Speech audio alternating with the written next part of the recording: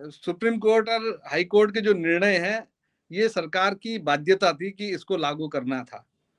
लेकिन अब दुर्भाग्य देखिए कि कोर्ट के, हाई कोर्ट और सुप्रीम कोर्ट के फैसलों पे कोई भी बाबू या शासन का कोई भी अधिकारी उसकी समीक्षा करके और अपने हिसाब से मैनिपुलेट करके और इस तरह के आदेश जारी कर रहे हैं कि जिससे स्वाभाविक रूप से जो उपनल के जो कर्मचारी है, जिन्होंने अपने जीवन के 15-15, 10-10, 20-20 साल विभागों को दे दिए, राज्यों को दे दिए हैं, और ऐसी शर्तें, मतलब आप कोर्ट ने कहीं पे ये नहीं कहा अपने आदेश में कि इतने वर्ष वालों को समान वेतन देना है।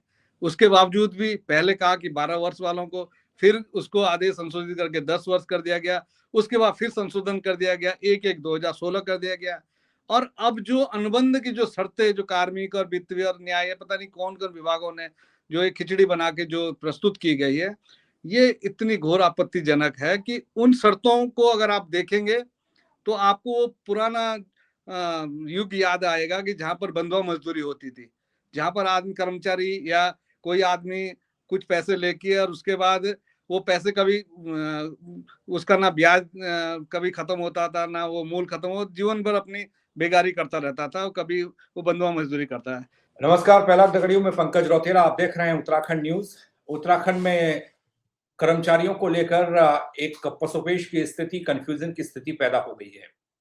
खासकर आउटसोर्सिंग के जरिए उपनल के कर्मचारी आक्रोशित भी हैं और एक बार फिर से वो चेतावनी इस बात की दे रहे हैं कि उनके साथ धोखा हुआ है और ये धोखा वो सहन नहीं करने वाले। अब वो धोखा क्या हुआ है, क्योंकि सरकार ने कैबिनेट बैठक के जरिए ये फैसला किया कि समान कार्य समान वेतन दिया जाएगा, लेकिन उसके बाद आखिर क्यों उपनल के कर्मचारी, जिनकी संख्या हजारों हजार है, जो अलग अलग विभागों में कामकाज संभाल रहे हैं, वो एक बार फिर से चेतावनी दे रहे हैं, वो एक बार फिर से नाखुश दिख रहे हैं। जो कुछ महीने पहले तक काफी खुश नजर आ रहे थे सरकार के फैसले से, वो एकाएक फिर से सड़क पर उतरने की धमकी क्यों दे रहे हैं, ये जानने और समझने की हम कोशिश करेंगे। हमारे साथ एक खास मेहमान जुड़े हुए हैं, उनसे आपको परिचय कराता हूं। विनोद कवि साहब मेरे साथ हैं, प्रदेश अध्यक्ष उपनल।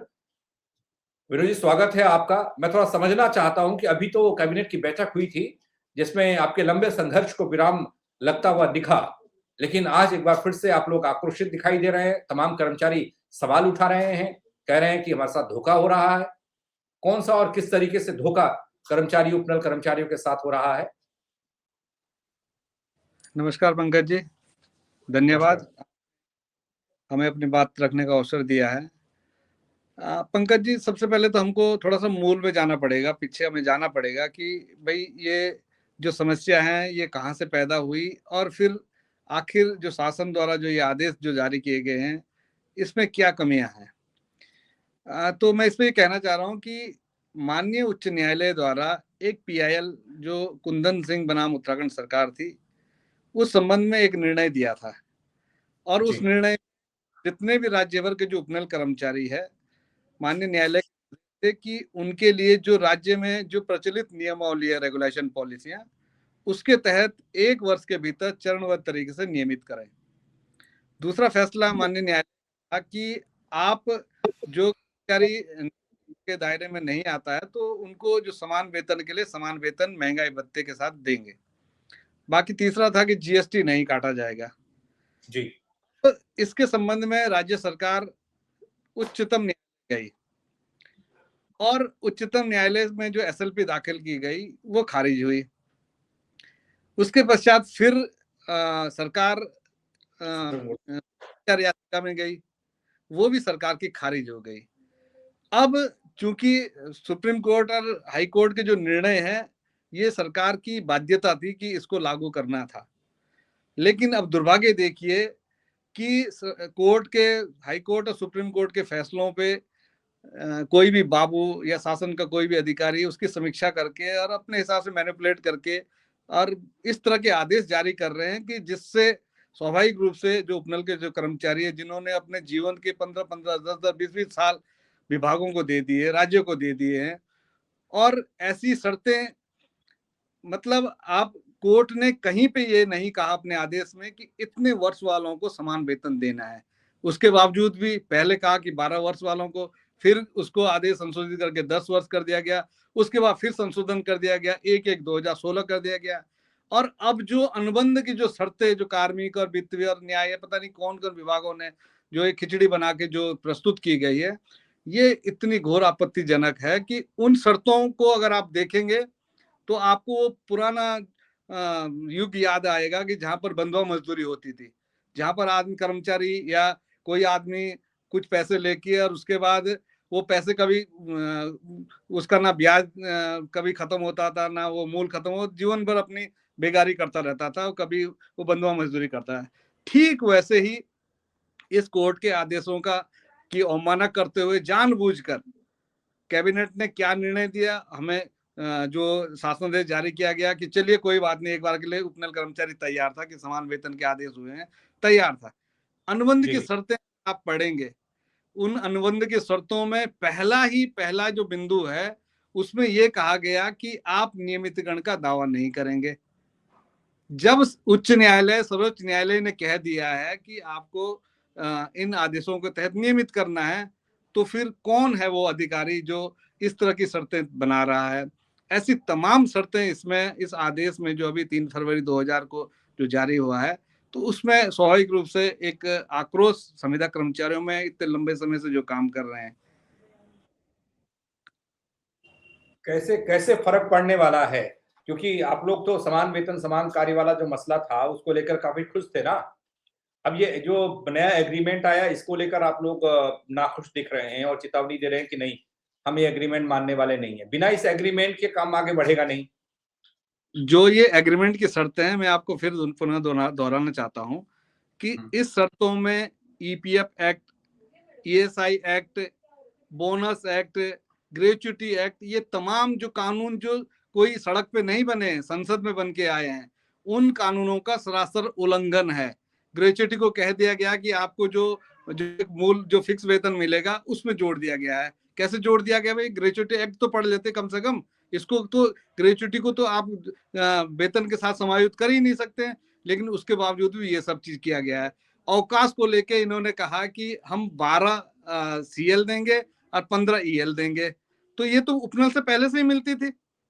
समान वेतन वाली बात कहाँ पे आ गई है भाई? समान वेतन नियमित कर्मचारी के समान देना था। जब उसमें अवकाश की बात करें तो 15 सीएल और 31 ईएल दी जानी थी, लेकिन उसको भी इन्होंने बदल दिया गया है। तो ऐसी कई सारी आपत्तिजनक इस अनुबंध में है। लेकिन अब सवाल ये है कि हमारा, देखिए, हम ये कह रहे हैं कि समान वेतन तो सबको देना सुनिश्चित कर देना चाहिए। हम कह रहे हैं कि माननीय न्यायालय ने स्पष्ट रूप से कहा कि नियमितीकरण नियमावली जो राज्य में जो प्रचलित है उसके तहत चरणबद्ध तरीके से नियमित किया जाए। अब मैं आपको बताना चाह रहा हूं कि 5 दिसंबर 2025 को राज्य सरकार ने नियमितीकरण नियमावली लागू कर दी है। तो क्यों नहीं उस नियमितीकरण नियमावली के तहत जो कर्मचारी उपनल का कर्मचारी है, जिसने 10 वर्ष पूरे कर लिए, हमारे साथ, हम तो ये चाह रहे हैं कि पहले, क्योंकि इससे पूर्व भी जो नियमितीकरण नियमावलियां थी उसमें 5 साल के जो, जिन्होंने 5 साल निरंतर सेवा कर ली उनको उसमें उपनल के लोग भी है। मैं आपको बताना, सबसे बड़ी बात यह है कि उपनल के कर्मचारी पहले भी नियमित हो चुके हैं। ये मुझे नहीं लगता है, या तो पता नहीं है या फिर जानबूझ के इस बात को दबाया जा रहा है। मैं उन विभागों के नाम भी बता सकता हूँ, उनके दस्तावेज भी हमारे पास में। तो हम ये कह रहे हैं, जब राज्य में नियमितीकरण नियमावली दिसंबर 2025 को आ चुकी है, तो क्यों नहीं उस नियमावली के तहत नियमित किया जा रहा है? आज भी, क्योंकि माननीय उच्च न्यायालय में आज भी कंटेम्प्ट पे एक सुनवाई थी, उसमें आज भी और कल भी थी। कल भी जो मैं देख रहा था उसमें गलत तथ्य प्रस्तुत किए गए सरकार की तरफ से। सरकार ने कहा कि नियमितीकरण नियमावली 3 फरवरी 2026 को आई है, जबकि वो नियमितीकरण नियमावली नहीं थी, वो समान वेतन वाली नियमावली थी। आज भी ये कहा गया है।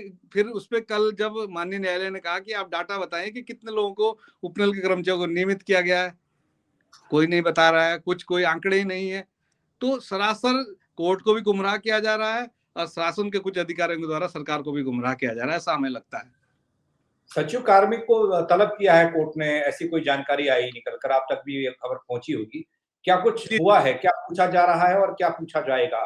कोई ऐसी जानकारी कि भाई ये ऐसा ऐसा फरमान क्यों सुनाया जा रहा है या ऐसा एग्रीमेंट क्यों थमाया जा रहा है? जो नियमों को ताक पर रखकर दिया जा रहा है कर्मचारियों को? जी, बिल्कुल, बिल्कुल। आज भी जो माननीय उच्च न्यायालय में जो सुनवाई थी और कल भी एक केस के संबंध में जिसमें मैं स्वयं भी पार्टी हूँ, दीपक कुमार बनाम स्टेट और मंजुल मेहता और विनोद कवि बनाम स्टेट, ये 3 केस को जो है ना क्लब कर दिया गया है। उसके संबंध में कल सुनवाई होनी है। उसपे भी नियमितीकरण के संबंध में, क्योंकि वो डीबी में है और माननीय चीफ जस्टिस की बेंच में है, उसपे भी हमें उम्मीद है कि माननीय न्यायालय न्याय करेगा और नियमितीकरण के बारे में जो है ना एक विस्तृत एक फैसला आएगा।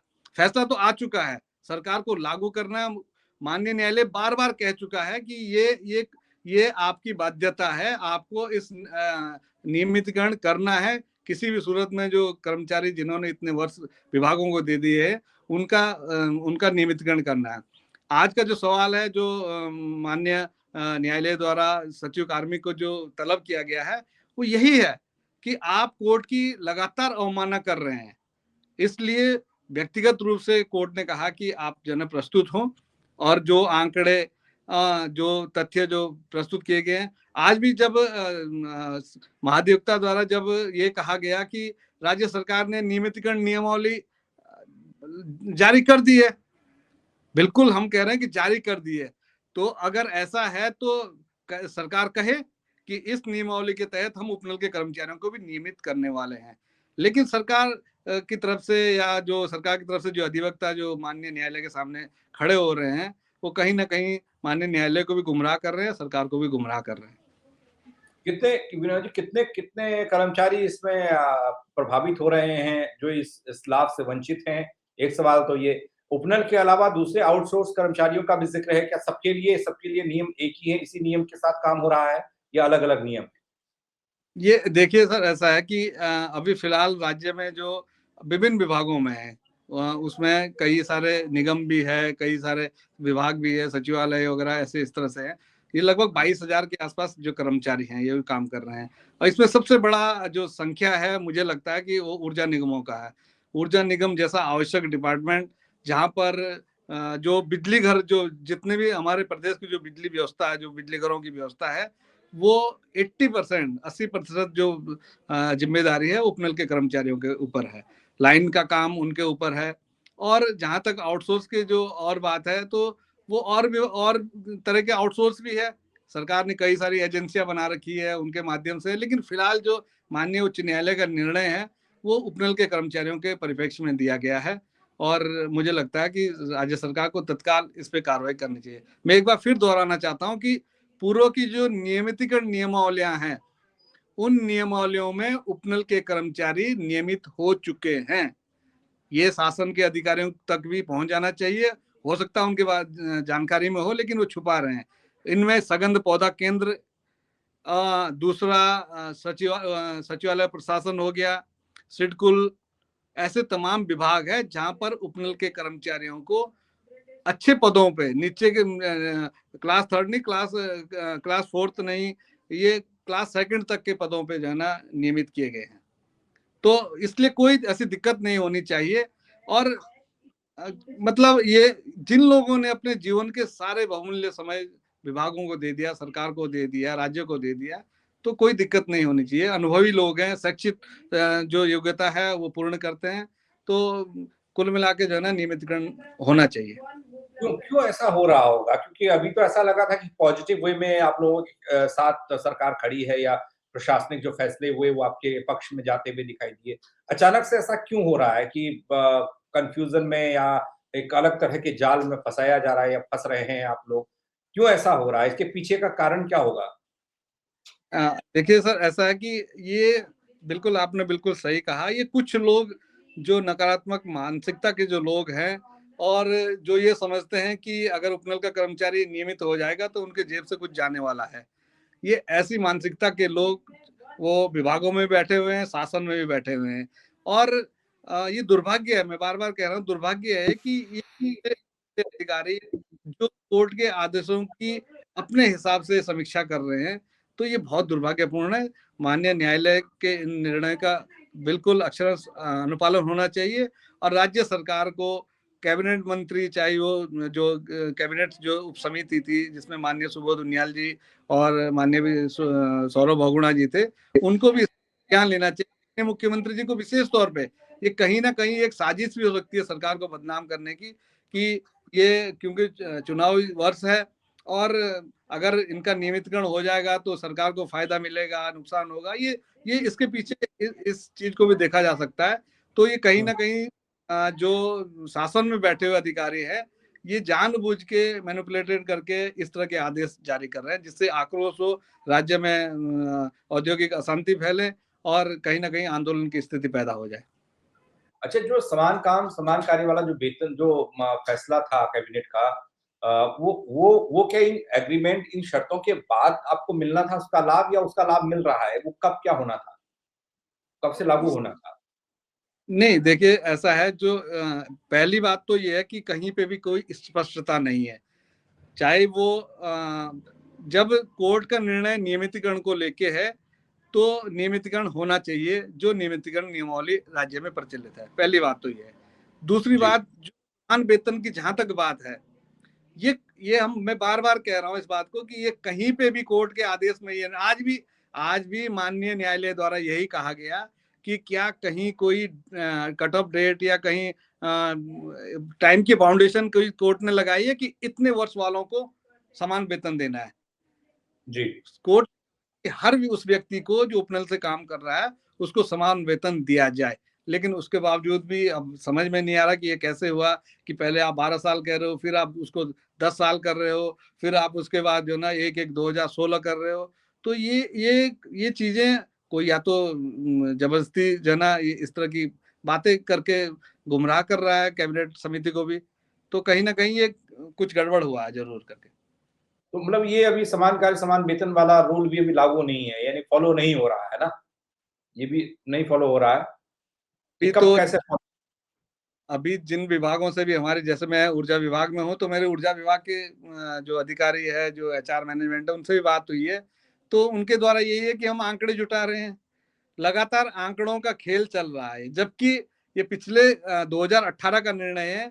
2018 से आंकड़े आंकड़े पे कभी इस तरह का डाटा, कभी 5 साल का, कभी 10 साल का, कभी महंगाई भत्ता देना है कि नहीं देना, जीएसटी देना है कि नहीं देना, ये आंकड़ों का खेल ये उलझाया जा रहा है जानबूझ के। अब इसके पीछे क्या साजिश हो सकती है, अब ये भी एक जांच का विषय है। लेकिन हम आज फिर राज्य सरकार से आपके इस चैनल के माध्यम से मांग करते हैं कि बहुत ही न्यायालय का निर्णय आ चुका है, उसका सम्मान करते हुए तत्काल जो न्यायालय ने जो कहा है, नियमितीकरण नियमावलियों के तहत उपनल के कर्मचारियों को नियमित करें। जो नियमितीकरण के दायरे में नहीं आ रहा है उन सबको समान वेतन देना सुनिश्चित करें, महंगाई भत्ते के साथ। अब आपको मैं एक चीज और बहुत गंभीर चीज बताता हूँ। पिछले 2 साल से अधिक समय हो गया है, उपनल के कर्मचारियों को, कई सारे कर्मचारी, मैं क्योंकि ऊर्जा निगम की बात कर रहा हूँ, तो 1200 कर्मचारी ऐसे हैं जो मेडिकल सुविधा से वंचित है। अब मेडिकल सुविधा, क्या उपनल का कर्मचारी बीमार नहीं होता है, उसका परिवार नहीं है, लेकिन इस पे कौन सोचेगा? मैनेजमेंट नहीं सोच रहा है, एक दूसरे के ऊपर फेंका फांकी हो रही है। उपनल कहता है कि भाई मैनेजमेंट करेगा, मैनेजमेंट कहता है उपनल करेगा, फिर दोनों कहते हैं कि शासन नहीं कर रहा, सरकार नहीं कर रहा है। तो ये सब चीजें हैं, एक दूसरे के ऊपर गेंद फेंकी जा रही है। अब अंत में यही है कि भाई न्यायालय का निर्णय आ चुका है, उसका सम्मान करें सब लोग, और जो नियमितीकरण की जो प्रक्रिया है उसको अगला स्टैंड क्या होने वाला है कर्मचारियों का इस एग्रीमेंट को लेकर, या फिर इन घपलों या टोपी ट्रांसफर वाली नीति को लेकर? अभी अभी हमारा माननीय न्यायालय पे भरोसा है, कल भी इस पे सुनवाई होनी है। और जैसा कि अभी 20 तारीख को सचिव कार्मिक को भी तलब कर रखा है, हमें पूरा भरोसा है न्यायालय से, और न्यायालय से हमें न्याय मिलेगा। इसके पश्चात भी अगर कोई ऐसा संभावना बनती है कि आंदोलन की ओर अगर जाना पड़ेगा, तो मैं आपको आपके चैनल के माध्यम से बताना चाहता हूँ कि ये बहुत गंभीर विषय है, और बहुत आक्रोशित है उपनल का कर्मचारी, जिन्होंने अपने जीवन के इतने लंबे वर्ष विभागों को दे दिए हैं। तो वो चुप नहीं बैठेगा, सड़क पे उतरेगा और एक विशाल आंदोलन की ओर बढ़ेगा। जी। चलिए, उम्मीद करते हैं कि जल्दी से आपकी समस्या का समाधान हो, इससे पटाक्षेप हो, जो उलझन है, उस उलझन से बाहर आप लोगों को निकाला जाए। ये तो खबरें हम तक भी आती हैं विनोद भाई कि कई विभाग ऐसे हैं जो उपनल कर्मचारी या आउटसोर्स के कर्मचारियों के भरोसे ही चल रहे हैं इस प्रदेश जी, में।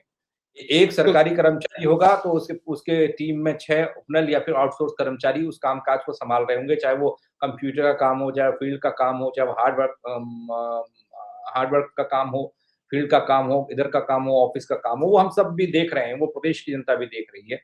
तो जी, जी। हालाँकि मुझे ऐसा लगा जब हाई कोर्ट ने ताल लगाई, सुप्रीम कोर्ट ने फैसला सुनाया, तो ऐसा लगा और पिछली बैठक हुई, समिति ने जो अपनी ये सिफ़ारिशें दी होंगी उस हिसाब से मेरे को लगा कि एक लंबा संघर्ष वैसे आप लोगों ने पता नहीं दफ्तरों में कितना वक़्त दिया है, सड़क पर आप ज़्यादा रहे हैं, लेकिन 24 उन साल सब साल हाँ, इस अगस्त के हो जाएँगे और मेरे जैसे तमाम लोग हैं जिन्होंने 10-10, 15-15 जब हम 15-15 साल विभागों को दे दिए। जब हम शुरू में आए थे तो हम ये सिंगल थे। आज हमारा परिवार, माता-पिता की ज़िम्मेदारी, बच्चों की ज़िम्मेदारी, तमाम तरह ज़िम्मेदारियाँ हैं। हमारे ऐसे कई साथी हैं। कई सारे लोग रिटायर भी हो गए हैं। कई सारे हुँ, लोग जो है वो भी पूरी कर ली है। उनको क्या मिला? कुछ नहीं मिला उनको, ₹1 घर लेके नहीं गया वो बंदा। तो ये सब सोचना चाहिए सरकार को। कई ऊर्जा निगम में मैं कई सारे उदाहरण ऐसे देता हूँ कि जो जिनकी मृत्यु करंट लगने से मृत्यु हो गई है, कई सारे अपंग हो गए हैं करंट से। क्या उनको कुछ नहीं, उनके आश्रितों को वो सड़क पे आ गए हैं। वो कई सारे लोग कोरोना में कितने लोग मर गए हैं। हमको कई लोगों ने फ़ोन करके कहा कि भई अगर हमारा हमारा आदमी नहीं रहा तो हमको भी विभाग की तरफ से ऐसा करो कि कुछ ज़हर तो दे सकते हो, हमको ज़हर दो हम मर जाएँगे। ऐसी हुँ। ऐसी ऐसी समस्याएँ भी हुई है कई सारी। चलिए उम्मीद करते हैं बेहतर हो, आगे कुछ नया होगा तो उस पर भी हम बात करेंगे। आपके साथ आपकी आवाज़ को वहाँ तक पहुँचाने का काम किया जाएगा, जो हम काम करते आए हैं। बहुत शुक्रिया विनोद भाई, आप मेरे साथ जुड़े, इस चर्चा में शामिल हुए। तो दोस्तों सालों का संघर्ष है उपनल कर्मचारियों का। नियमितीकरण की माँग, वेतन विसंगतियों को दूर करने की माँग और तमाम सुविधाओं की माँग ये लोग करते आए हैं। सड़क पर हो-हल्ला भी होता रहा, शासन-प्रशासन में खलबली भी मचती रही, कोर्ट कचहरी के चक्कर भी लगते रहे हैं, लेकिन वहाँ से फैसला आने के बाद होने के बाद भी जहाँ लग रहे थे कि बादल छट जाएँगे, वहाँ पर फिर से एक एग्रीमेंट को लेकर बवाल होता दिख रहा है और नियमितीकरण की माँग को फिर से दोहराया जा रहा है। अब कौन अधिकारी या फिर कौन सचिव, कौन क्या कर रहा है, क्यों फँसा रहा है इस मामले को, इसमें कहाँ पेच फँस रहा है, क्या इसमें कोई इतना बड़ा नुकसान प्रदेश की सरकार को होगा, इतना बड़ा बजट खर्च हो जाएगा कि अगर इन कर्मचारियों को नियमित किया जाता है या इनको सुविधाएँ दी जाती हैं जिससे कि पूरा बजट ही बिगड़ जाए, वो बात अलग है। लेकिन इतना लगता नहीं है, 22 से 25 हज़ार कर्मचारियों की यही माँग है कि उनको इंसाफ मिले। इंसाफ कब मिलेगा, कैसे मिलेगा, ये वक़्त बताएगा, लेकिन आप क्या कहेंगे अपनी राय ज़रूर दीजिएगा, कमेंट के ज़रिए बताइएगा और खबर को शेयर कीजिएगा। आला अधिकारियों तक, शासन के लोगों तक पहुँचनी ज़रूर चाहिए सर ये क्योंकि इसमें बहुत सारी चीज़ें हैं। क्यों कन्फ्यूज़न में हैं उपनल कर्मचारी, ये बताने की कोशिश विनोद भाई ने की है। और ये सिर्फ़ एक कर्मचारी की आवाज़ नहीं है, उन हज़ारों हज़ार कर्मचारियों का संघर्ष है, जो लगातार काम कर रहे हैं। फेसबुक पर देख रहे हैं तो फ़ॉलो कीजिएगा, यूट्यूब पर सब्सक्राइब कीजिएगा। दोस्तों, मेरे साथ जुड़ने के लिए बहुत शुक्रिया। जय उत्तराखंड। सुप्रीम कोर्ट और हाई कोर्ट के जो निर्णय हैं, ये सरकार की बाध्यता थी कि इसको लागू करना था। लेकिन अब दुर्भाग्य देखिए कि कोर्ट के, हाई कोर्ट और सुप्रीम कोर्ट के फैसलों पे कोई भी बाबू या शासन का कोई भी अधिकारी उसकी समीक्षा करके और अपने हिसाब से मैनिपुलेट करके और इस तरह के आदेश जारी कर रहे हैं कि जिससे स्वाभाविक रूप से जो उपनल के जो कर्मचारी है जिन्होंने अपने जीवन के 15-15, 10-10, 20-20 साल विभागों को दे दिए, राज्यों को दे दिए हैं और ऐसी शर्तें, मतलब आप, कोर्ट ने कहीं पे ये नहीं कहा अपने आदेश में कि इतने वर्ष वालों को समान वेतन देना है। उसके बावजूद भी पहले कहा कि 12 वर्ष वालों को, फिर उसको आदेश संशोधित करके 10 वर्ष कर दिया गया। उसके बाद फिर संशोधन कर दिया गया, 1-1 2016 कर दिया गया। और अब जो अनुबंध की जो शर्तें जो कार्मिक और वित्त और न्याय, पता नहीं कौन-कौन विभागों ने जो एक खिचड़ी बना के जो प्रस्तुत की गई है, ये इतनी घोर आपत्तिजनक है कि उन शर्तों को अगर आप देखेंगे तो आपको वो पुराना युग याद आएगा कि जहाँ पर बंधुआ मजदूरी होती थी। जहाँ पर आदमी, कर्मचारी या कोई आदमी कुछ पैसे लेके और उसके बाद वो पैसे कभी उसका ना ब्याज कभी खत्म होता था, ना वो मूल खत्म हो, जीवन भर अपनी बेगारी करता रहता था, कभी वो बंधुआ मजदूरी करता है।